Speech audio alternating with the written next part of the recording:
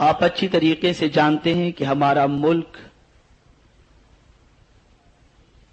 اور اس کے بے شمار علاقوں میں زلزلوں کے جھٹکوں نے انسان کو بہت کچھ سوچنے پر مجبور کیا ہے۔ ملک کے مختلف حصوں میں آئے ہوئے زلزلوں کے جھٹکوں نے صرف انسان کے بنائے ہوئے مکانات کی دیواروں میں دراڑ پیدا نہیں کی اور نہ اسے حرکت دی، بلکہ انسان کے سوئے ہوئے ضمیر کو جگانے کا بھی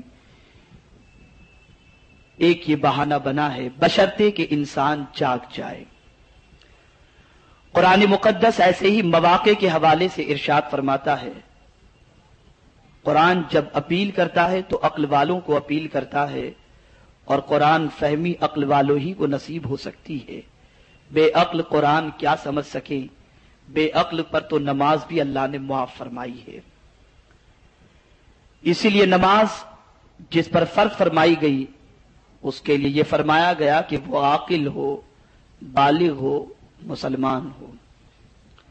اگر کسی کے پاس عقل کا عظیم خزانہ موجود نہیں ہے تو اس انسان پر نماز اللہ عز و جل نے فرض نہیں فرمائی۔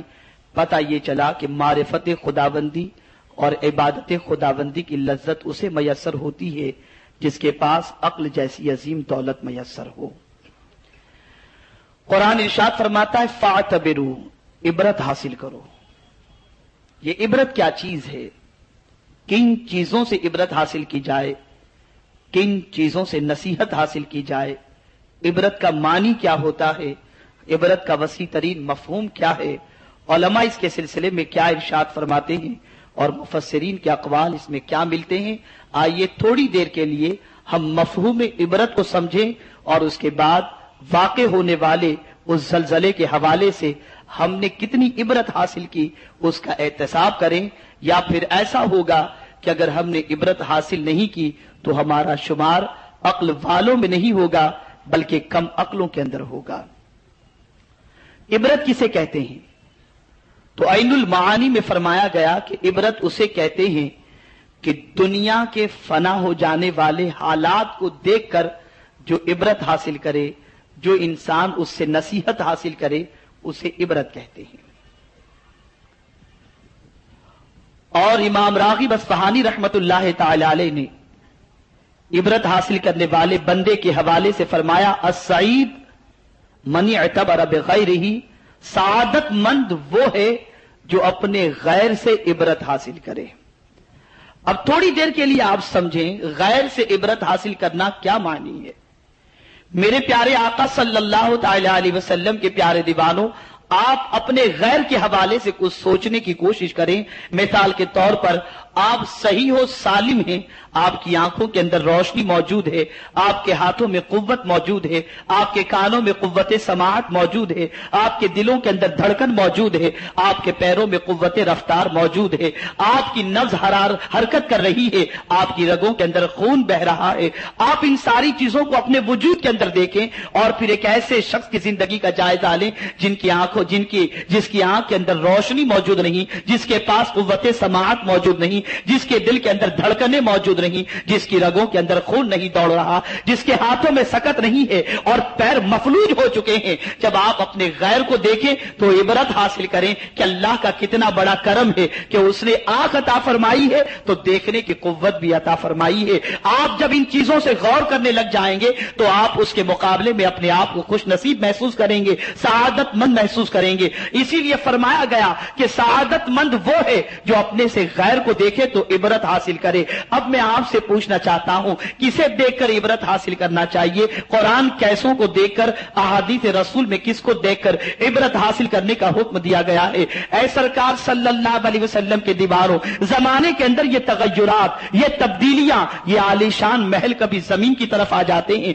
اور کبھی زمین پر انسان محلوں کے انبار لگا دیتا ہے۔ کبھی ایسا ہوتا ہے کہ پہاڑوں کی بلندیاں انسان دیکھتا ہے اور کبھی پہاڑوں سے پتھروں کو لڑکتے ہوئے انسان دیکھتا ہے۔ بڑی عجیب کیفیت یہ دنیا کی ہے، یہ دنیا بدلتی رہتی ہے، یہ دنیا کے حالات بدلتے رہتے ہیں، احوال بدلتے رہتے ہیں، قواعد بدلتے رہتے ہیں۔ کبھی آسمان پر بدلی نظر آتی ہے تو کبھی سورج چمکتا دھمکتا نظر آتا ہے، کبھی رات کی سیاہی چادر ڈالتی نظر آتی ہے تو کبھی اجالا جو ہے وہ ساری طرف نور بکھیرتا نظر آتا ہے۔ یہ ساری چیزوں کو دیکھ کر انسان کو عبرت حاصل کرنی چاہیے۔ وہ کون سی ذات ہے جو کبھی تاریکی چھا دیتی ہے اور وہ کون سی ذات ہے جو کبھی انسانوں کو اجالا عطا فرما دیتی ہے۔ میرے پیارے آقا صلی اللہ علیہ وسلم کے پیارے دیوانوں، معبود کی ذات کے اندر غور و فکر کرنا، اس کو سرکار نے بھی منع فرمایا اور شریعت نے بھی منع فرمایا، لیکن معبود کی نشانیوں میں غور و فکر کرنا، اس کا تو قرآن حکم دے رہا ہے، اس کے سلسلے میں تو قرآن ببانگ دہل فرما رہا ہے۔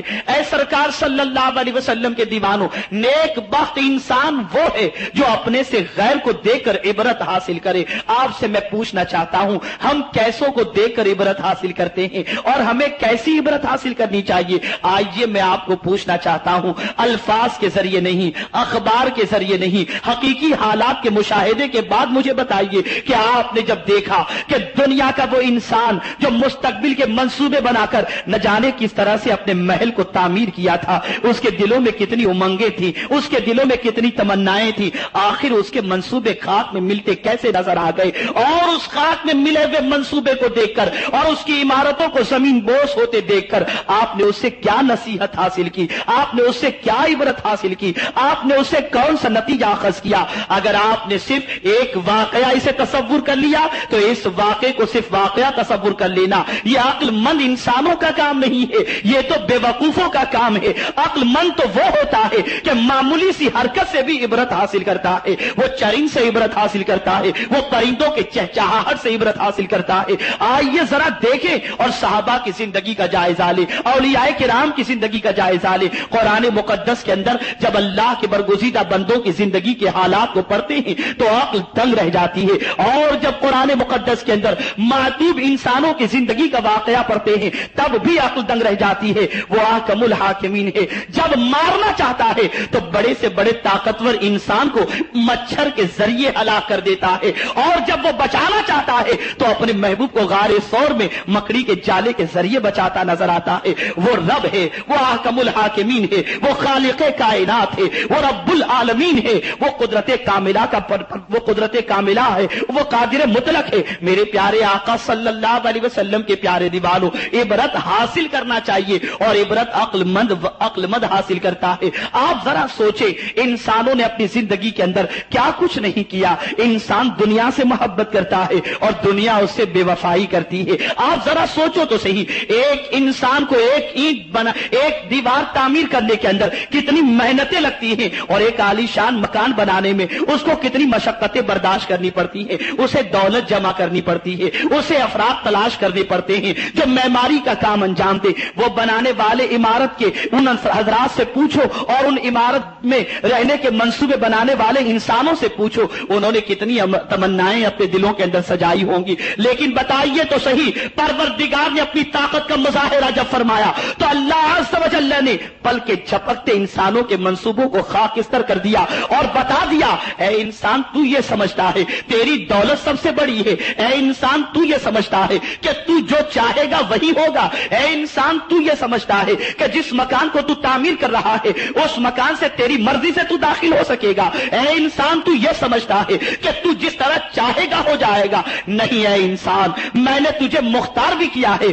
اور میں نے تجھے محتاج بھی کیا ہے۔ اگر تو مجھے بھول جائے گا تو میں ان زلزلوں سے تجھے بتاؤں گا کہ میں کون ہوں۔ اگر تو زمین پر اکڑ کر چلے گا تو میں تجھے بتاؤں گا کہ زمین پر تو اکڑ رہا ہے، میں قادر مطلق ہوں، تیری ساری عقل کو زمین بوس کر سکتا ہوں۔ تو یہ سمجھتا ہے کہ تیرے چاہے سے سب کچھ ہوگا، نہیں ہوگا وہی جو میں چاہوں گا۔ میں زمین کو آباد بھی کر سکتا ہوں اور زمین کے محلوں کو کھنڈرات کے اندر تبدیل بھی کر سکتا ہوں۔ آپ ذرا سوچو، زمین پر زلزلے کیوں واقع ہوتے ہیں؟ زمین حرکت میں کیوں آتی ہے؟ زمین پروردگار کے حکم سے جلال کے اندر کیوں آ جاتی ہے؟ اے سرکار صلی اللہ علیہ وسلم کے دیوانوں، اللہ نے زمین کے حقوق انسانوں پر متعین فرمائے ہیں، اور زمین پر انسانوں کے حقوق کو جب انسان زمین کے حقوق کو ادا کرتا ہے تو زمین اس کو اپنی آغوش میں لیتی بھی نظر آتی ہے اور اس پر پیار کرتی بھی نظر آتی ہے، اس کو شفقتیں بھی دیتی نظر آتی ہے۔ لیکن یہی زمین جس کا حق انسان ادا کرنا چھوڑ دے تو زمین اس کو چھوڑتی نہیں ہے۔ آپ دیکھیں کبھی کبھی ایسا ہوتا ہے انسان گناہ کرتا چلا جاتا ہے اور گناہ کرتے کرتے جب رب کی طرف سے پکڑ نہیں ہوتی تو انسان یہ تصور کرتا ہے کہ میں اچھا کام کر رہا ہوں، بھلا کوئی بات نہیں، دور کے تقاضے کے اعتبار سے سب چلتا ہے۔ جیسے آج ہماری مسلم سوسائٹی کے اندر آج کا مسلم ترقی یافتہ انسان یہ تصور کرتا ہے کہ مخلوط زندگی سے کوئی فرق نہیں پڑتا، یہ تو دور کا تقاضا ہے، داڑھی منڈانے سے کوئی فرق نہیں پڑتا، یہ تو دور حاضر کا تقاضا ہے، خلاف اسلام زندگی گزارنے سے کوئی فرق نہیں پڑتا، یہ دور کا تقاضا ہے۔ اگر ترقی یافتہ انسانوں کے کاندھوں سے کاندھا ملا کر چلنا ہے تو ہمیں یہ کرنا ہوگا، لیکن یاد رکھو میرا کریم اگر اس پر پکڑ نہیں کرتا تو اس کی وجہ یہ نہ سمجھنا کہ تم جو تعویل کر رہے ہو وہ صحیح ہے، تم جو سوچ رہے ہو وہ صحیح ہے۔ کوئی انسان زمین پر اللہ کی بنائے اللہ کے مکان کو گرا کر یہ تصور کرتا ہے کہ میں جو چاہوں کر سکتا ہوں، اور جب رب پکڑ نہیں کرتا تو وہ اپنے مقصد میں اپنے آپ کو سچا تصور کرتا ہے۔ در حقیقت میرا کریم قرآن مقدس میں صراحت کے ساتھ ارشاد فرماتا ہے وَلَا يَحْسَبَنَّ الَّذِينَ كَفَرُوا أَنَّمَا نُمْلِي لَهُمْ خَيْرًا لِأَنفُسِهِمْ إِنَّمَا نُمْلِي لَهُمْ لِيَزْدَادُوا إِثْمًا وَلَهُمْ عَذَابٌ مُهِينٌ۔ اور کافر گمان کرتے ہیں کہ وہ جو کچھ کر رہے ہیں وہ ٹھیک کر رہے ہیں، اس میں ان کے لیے بھلائی ہے۔ اللہ اکبر۔ رب فرماتا ہے کہ ہمارے ڈھیل دینے پر وہ اپنے آپ کو حق پر سمجھتے ہیں، ہماری رسی کو ڈھیلی کرنے پر وہ اپنے آپ کو صحیح تصور کرتے ہیں۔ تو سنو اللہ جو ان کو ڈھیل دیتا ہے انما نملی لہم، بے شک جو ہم ان کو ڈھیل دیتے ہیں لیزدادوا اثما، تاکہ وہ زیادہ گناہ کرے، ولہم عذاب مہین، اور ان کے لیے ہمارا سخت ترین عذاب ہو۔ یہاں یہ تصور کر لو اگر کسی گناہ پر رب کی پکڑ نہ ہو تو یہ نہ سمجھنا کہ رب قدیر جل جلالہ معاف فرمانے ہی والا ہے، نہیں، اس کے عذاب پر بھی نظر رکھو۔ وہ جب گناہ پر پکڑ نہیں کرتا تو وہ ڈھیل دے رہا ہے کہ بندہ تو توبہ کر لے، تو تکبر سے باز آ جا، تو میری طرف پلٹا۔ لیکن بندے اگر تو اپنے گناہوں پر اس طرح سے قائم ہو چکا کہ گناہ کر کے تو دلیر ہو رہا ہے، میری طاقت کو چیلنج کر رہا ہے، میری کبریائی کو چیلنج کر رہا ہے، تو اے بندے میں تجھے اپنی طاقت کا مظاہرہ کر کے بتا دوں کہ میں کتنا قادر مطلق ہوں۔ بندے تیرے جرم کی سزا تیرے جرم کے مطابق ہوگی، اس لیے زمین پر زلزلہ آتا ہے اور آنے واحد کے اندر بندہ اپنے جرموں کی سزا پاتا نظر آتا ہے۔ یہاں کوئی یہ کہہ سکتا ہے کہ جرم کرنے والے تو بہت ہوں گے لیکن کچھ بے گناہ لوگ بھی تو ہوں گے، ان کو کیا ہو گیا، ان کو یہ سزا کیسے ملتی ہے؟ اے سرکار صلی اللہ علیہ وسلم کے دیوانوں، کبھی کسی کو عبرت کے لیے ہوتی ہے اور کبھی کسی کو عطا کرنے کے لیے کچھ معاملات ہوتے ہیں۔ آپ دیکھیں ہم مسلمان ہیں اور قانون اسلام پر قربان جائیے، رسول گرامی وقار صلی اللہ علیہ وسلم کے ارشادات کی روشنی کے اندر اگر مومن دب کر کے مر گیا، کسی دیوار کے قریب سے گزر رہا تھا، اچانک دیوار گری اور وہ مومن مر گیا، میرے سرکار فرماتے ہیں رب اسے شہادت کا مرتبہ عطا فرماتا ہے۔ اگر کوئی مومن دریا میں جا رہا ہے، اس کا جہاز ڈوب گیا، اسے شہادت کا مرتبہ میسر ہوتا ہے۔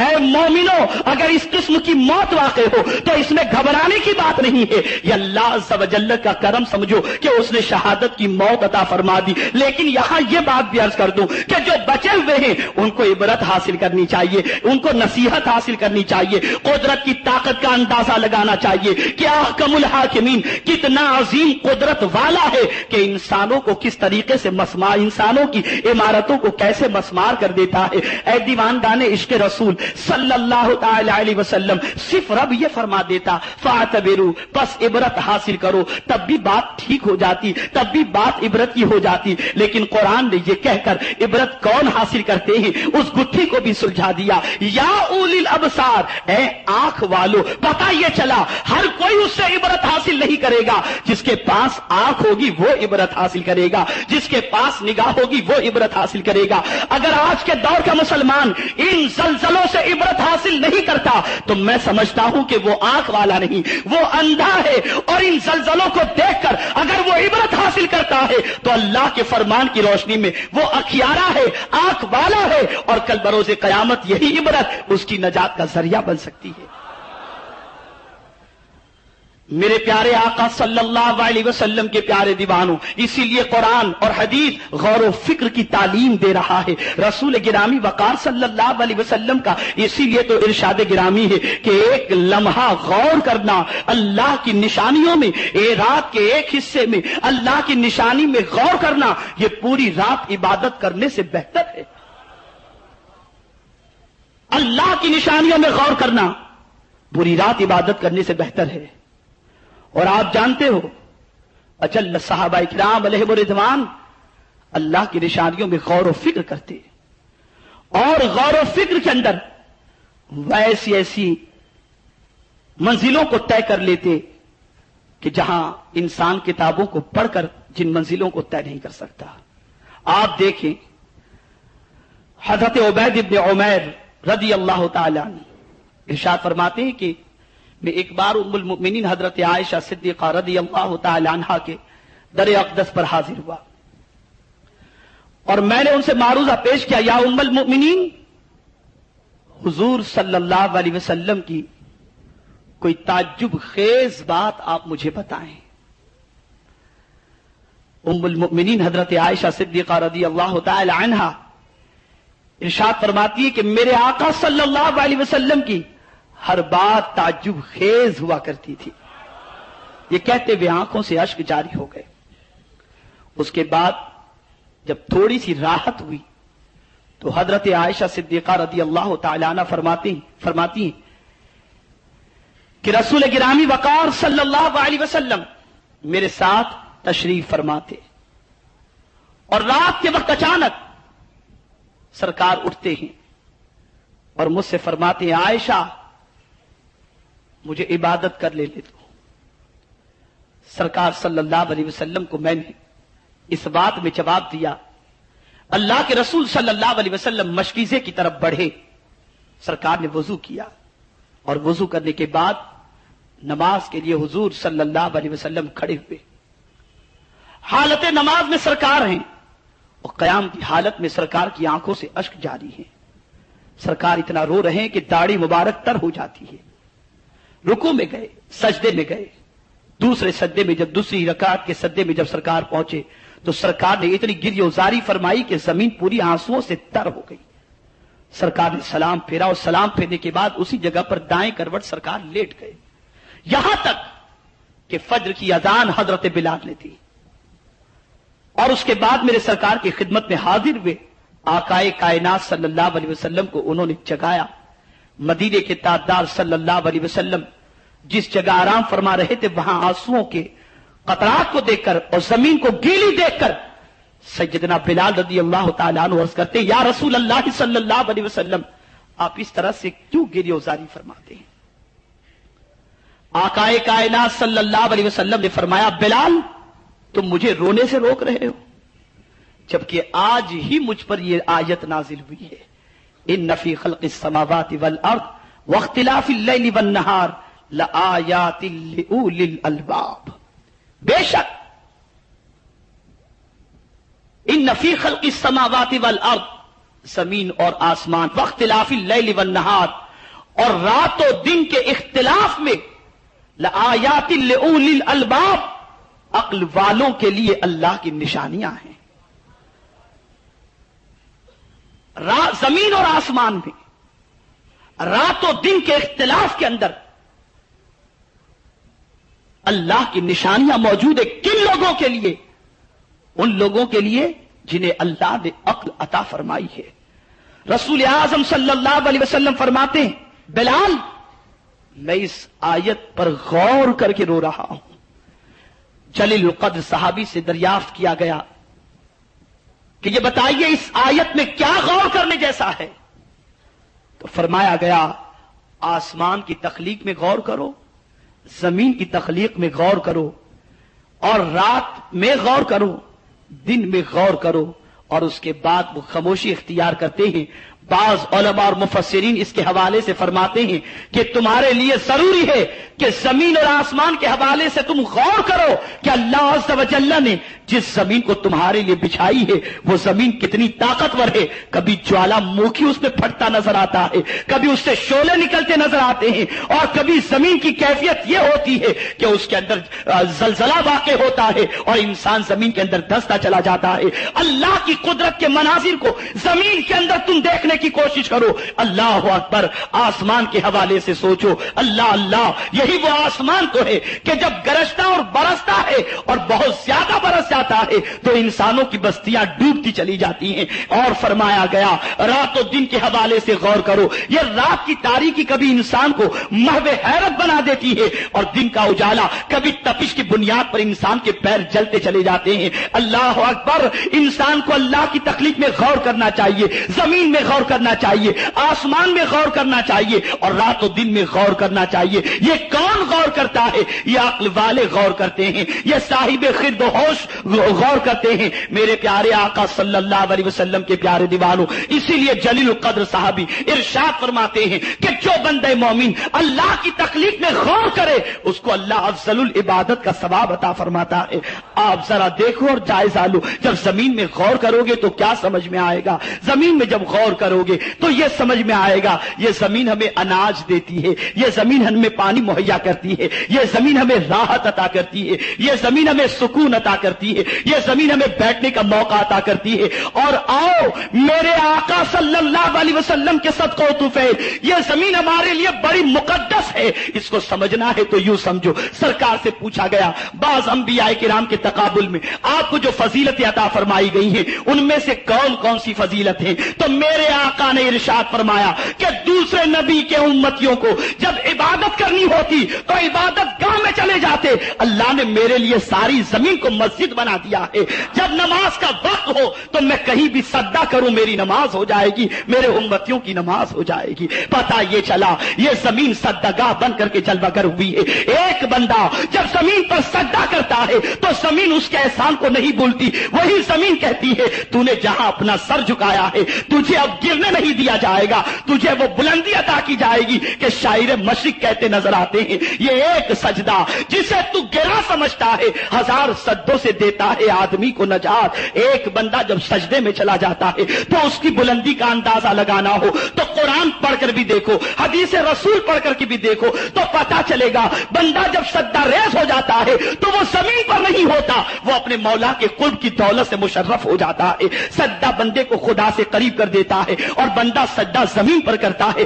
ऐ जमीन तेरा एहसान है कि तू बिछ गई, हम तेरे सामने तेरे ऊपर सर झुकाते हैं, इबादत खुदा की करते हैं, लेकिन तेरे ताउन से हमें कुर्ब खुदा की दौलत मयसर हो जाती है। पता ये चला कि जमीन पर जब इंसान सद्दा करता है तो जमीन उसको कुर्ब खुदा की दौलत अता करती है, और यही जमीन पर जब इंसान जुल्म और ज्यादती करता है तो जमीन उससे पनाह मांगती है। जमीन जब सेना से भर जाए, जमीन जब बुराइयों से भर जाए, जमीन जब तकब्बुर करने वालों से भर जाए, जमीन जब अकड़ने वालों से भर जाए, जमीन जब इंसानों के गुनाह से पुर हो जाए तो जमीन हरकत में आ जाती है, जमीन जुम्बिश देती है। ऐ सरकार सल्लल्लाहु अलैहि वसल्लम के दीवानों, फरमाया गया अल्लाह की निशानियों में गौर करो। कौन गौर करता है? अक्ल वाला गौर करता है। और एक बंदा जब जमीन पर अल्लाह के निजाम को कायम करने के लिए मेहनत और मशक्कत करता है तो आप जानते हो अल्लाह कितना करम फरमाता है, जमीन को उसका ताबे बना देता है, उसका फरमाबरदार बना देता है। आइए कुरान की रोशनी में समझने की कोशिश करो। अल्लाह अकबर। जमीन के सिलसिले में रब ने फरमाया अन्नल अर्द यरसुहा इबादियस सालिहून, कि बेशक हमने जमीन को उनका वारिस कर दिया है जो नेक अमल करते हैं, जो इबादत और रियाजत करते हैं। जो जमीन पर नेक अमल करेगा जमीन उसके ताबे होती नजर आएगी। यही वजह तो थी कि तारीख के नाकाबिल तरदीद हवालों के जरिए मैं आपके सामने कुछ बातें पेश कर सकता हूं। बताओ मेरे ख्वाजा ने जमीन को हुक्म दिया तो जानवर के पैरों को पकड़ती नजर आती है। ऐ जमीन तुझे ये हुक्म सुनने पर मजबूर क्यों होना पड़ा? ख्वाजा गरीब नवाज की इताअत करने पर तुम मजबूर क्यों हुई? तो जमीन कहती नजर आएगी, जमीन ये कहती नजर आएगी मुझे हुक्म देने वाला फासिक को फाजिर नहीं है, बल्कि मुझे हुक्म देने वाला अल्लाह का इताअत गुजार बंदा है। वो जो कहेगा मैं करती चली जाऊंगी। आप मुझे बताओ, जमीन जब नेकोकार से पुर होती है तो उसकी इताअत करती नजर आती है। जमीन जब अल्लाह के बरगुज़ीदा बंदों से पुर होती है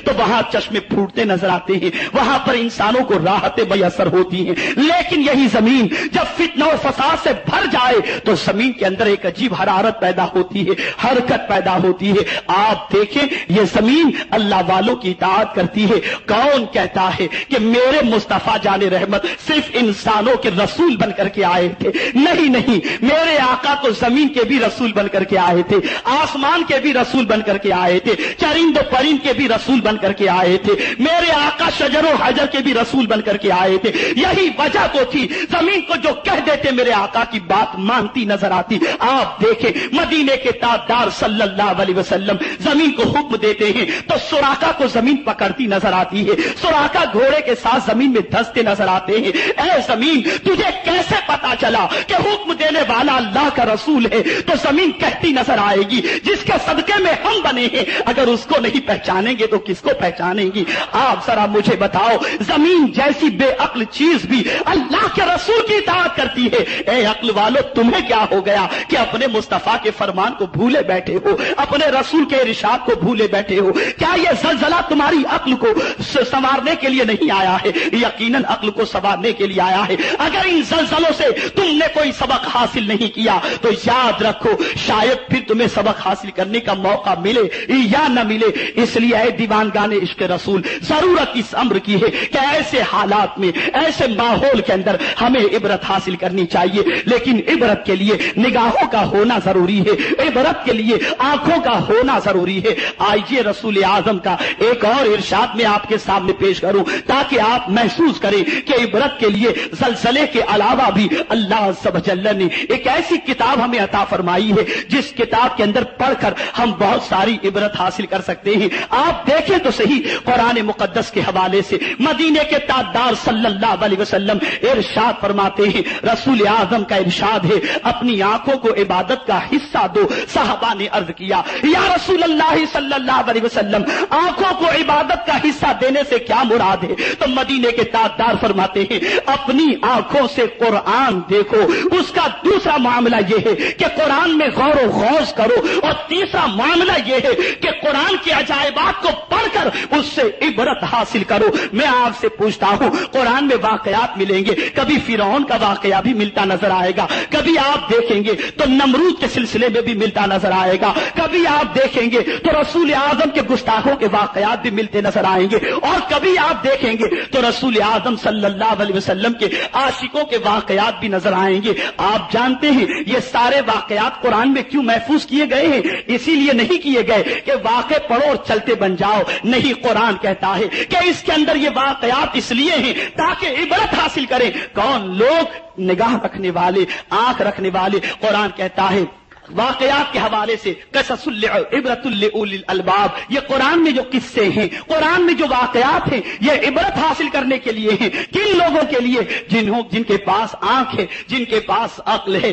ऐ मुसलमानों, जरा सोचो तो सही, कुरान को देखने का हुजूर हुक्म दे रहे हैं, कुरान में गौर व खौज का हुजूर हुक्म दे रहे हैं, और कुरान के अजायबात को देखने के बाद इबरत हासिल करने का हुजूर हुक्म दे रहे हैं। ऐ मुसलमानों, तुम्हें क्या हो गया कि न तुम कुरान देखते हो, न कुरान पढ़ते हो, न कुरान में गौर व खौज करते हो? जब से गौर व खौज का मंजर कोई और बन चुका है, हम तबाही के तहाने पर पहुंच चुके।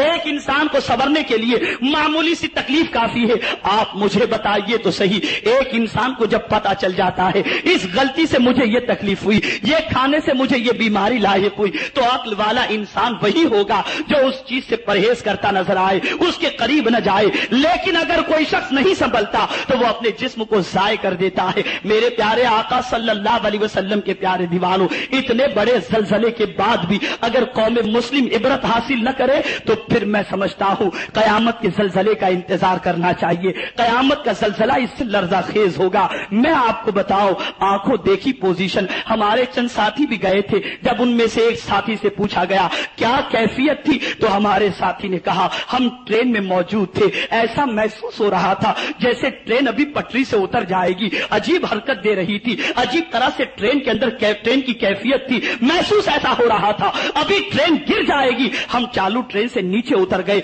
जमीन पर जब खड़े रहे तो जमीन जैसे झूला दे रही हो इस तरह से हरकत दे रही थी, इस तरह से हिल रही थी। महसूस होने लगा यह इताब इलाही है, यह अल्लाह का अजाब है। आप जरा सोचो तो सही, एक जमीन में गड्ढा खोदना हो तो कितनी मेहनत करनी पड़ती है, लेकिन मेरा का परवरदिगार जब जमीन को जुम्बिश देना चाहता है तो जुम्बिश जिस चीज से दे रहा है वो नजर तो नहीं आ रही, उसका हुक्म चलता है तो जमीन चलने लग जाती है, उसका हुक्म होता है तो जमीन हरकत में आ जाती है। आप जरा मुझे बताएं, मैं खुद अपनी आंखों से जब उस इलाके का दौरा किया तो आलीशान इमारतों को मैंने देखा, जमीन से गुफ्तगू करती नजर आती है, जमीन की तरफ झुकी भी नजर आती है। वहां से आने के बाद बड़ी इमारतों के करीब से गुजरने में एक खौफ सा महसूस होता, कहीं ये इमारत गिरेगी तो नहीं। आप जरा सोचो तो सही, कितने अरमानों के साथ इंसान महल बनाता है लेकिन उसका महल यही रह जाता है। तो ऐसे मौके पर कुरान की नसीहत ईमान वालों के लिए इस तरह से याद दहानी कराती है और इंसानों को, ईमान वालों को नसीहत करती है। ऐ ईमान वालों, या अय्युहल्लज़ीना आमनुत्तकुल्लाह वल तंजुर नफ्सुम मा क़द्दमत लिगद, ऐ ईमान वालों अल्लाह से डरो और अपनी जात के लिए कल के लिए तुमने क्या भेजा है उसको तुम देखो। ये दुनिया फना हो जाने वाली है, तुम आखिरत के लिए कौन सा महल बनाए हो उसके बारे में तुम गौर करो, इसलिए कि दुनिया के महल तो खत्म हो जाएंगे। आखिरी बात जहन के अंदर रखो, माल यही रह जाएगा, जेवरात यही रह जाएंगे, दौलत यही रह जाएगी, सरमाया यही रह जाएगा। हम क्या लेकर जाएंगे? तो कुरान कहता है वला तंस नसीबक मिनद दुनिया, तुम उस चीज को, तुम्हारे नसीब में जो दुनिया से जो चीज है उसे न भूलो। वो मुफस्सिरीन किराम फरमाते हैं दुनिया से जो तुम्हारे नसीब का है वो क्या है? मुफस्सिरीन फरमाते हैं सिर्फ तुम्हारा कफन है, जाओगे तो तुम अपने साथ कफन लेकर के जाओगे, सब यही रह जाएगा, कोई चीज साथ नहीं होगी। और आप मुझे बताइए, अल्लाह के रसूल सल्लल्लाहु अलैहि वसल्लम ने साहबा से दरियाफ्त फरमाया तुम्हारा माल क्या है?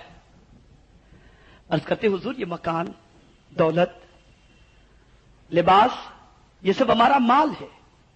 गौर से सुनो, रसूल आजम सल्लल्लाहु अलैहि वसल्लम ने फरमाया ये तुम्हारा माल नहीं, इसलिए कि जिस्म से रूह का रिश्ता टूटेगा, कपड़े यही रह जाएंगे, मकान यही रह जाएगा, दौलत यही रह जाएगी। तो अभी तक तो तुम इसको इस्तेमाल भी नहीं किए, सब के सब यही रह गया, तो तुम्हारा माल कैसे हुआ? तुम्हारा माल तो वो जिसे तुम अपने साथ लेकर जा सको। आका वो क्या है?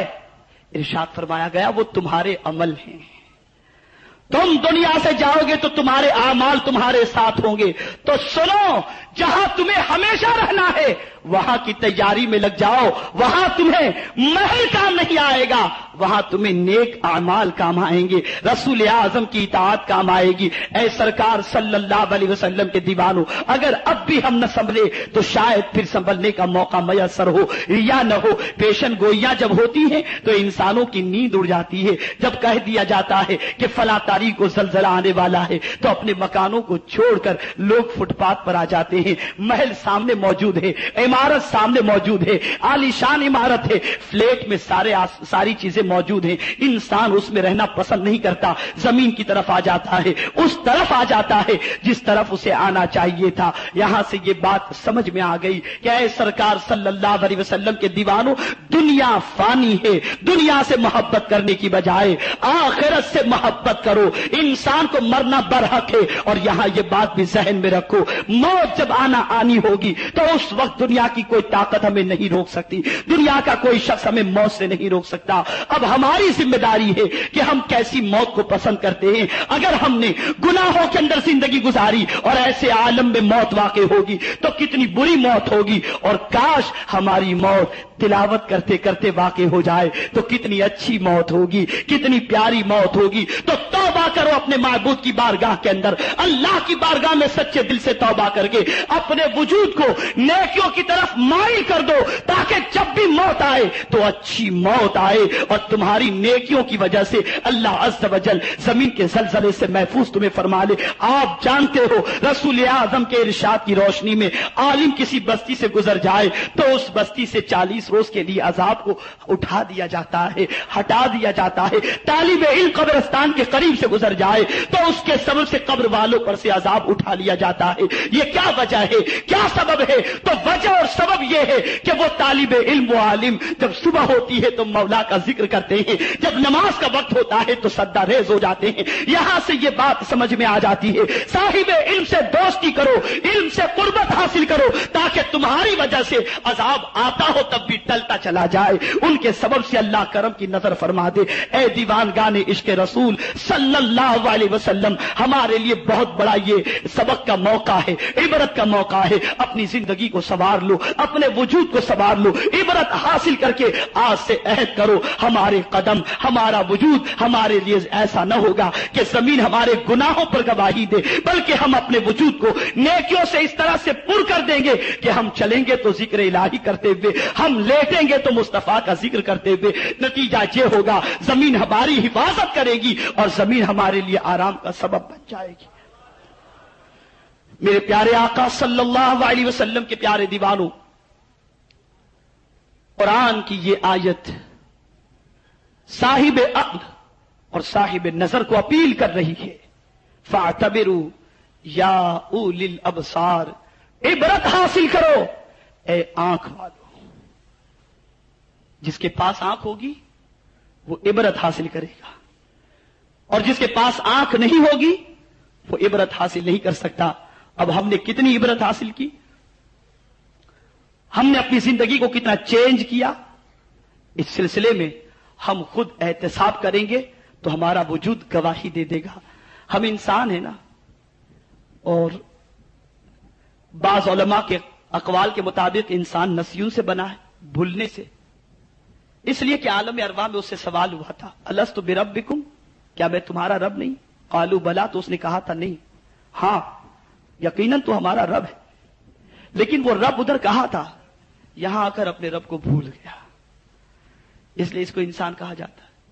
और बाज़ उलमा दूसरे मानी के अंदर भी लिए, मोहब्बत के मुराद लिए, इंसान उन्स से बना, जिसके मानी मोहब्बत करना। यही वजह है कि इंसान अकेला नहीं रहता, कुछ लोगों के साथ ही रहना पसंद करता है। इंशाअल्लाह लफ्ज़ इंसान के हवाले से फिर कभी मैं आपके सामने कुछ बातें पेश करूंगा। कहने का यह मकसद है कि अगर अल्लाह ने आंखें अता फरमाई है तो इससे इबरत हासिल करना चाहिए, तौबा इस्तिग़फ़ार में जिंदगी गुजारनी चाहिए, अल्लाह की नाफरमानी से अपने वजूद को बचाना चाहिए, और सुन्नत मुस्तफा का पैकर बनकर अल्लाह अज़्ज़ व जल्ल की बारगाह से मदद तलब करनी चाहिए, और परवरदिगार जल्ल जलालहू से रहमतों का सवाल करना चाहिए। मेरे प्यारे आका सल्लल्लाहु ताला अलैहि वसल्लम के प्यारे दीवानों, उसके कहर और उसके जलाल से वही बचा सकता है, और उसके प्यारे महबूब सल्लल्लाहु अलैहि वसल्लम करम की नजर फरमा दे तो ही हम बच सकते हैं। मेरे हुजूर जमीन के भी मालिक बनकर के आए, आसमान के भी मालिक बनकर के आए।